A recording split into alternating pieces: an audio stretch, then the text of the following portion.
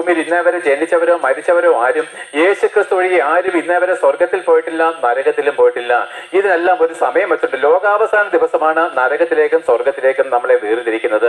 ഇന്ന് മരിക്കുന്നവരാരും നരകത്തിൽ പോകുന്നില്ല, ഇന്ന് മരിക്കുന്നവരാരും സ്വർഗത്തിലും പോകുന്നില്ല. അവരെ ദൈവം സൂക്ഷിക്കണം, അവരുടെ ആത്മാക്കളെ ഒരു സ്ഥലത്ത് സൂക്ഷിക്കുന്നു എന്നാണ് മനസ്സിലാക്കുന്നത്.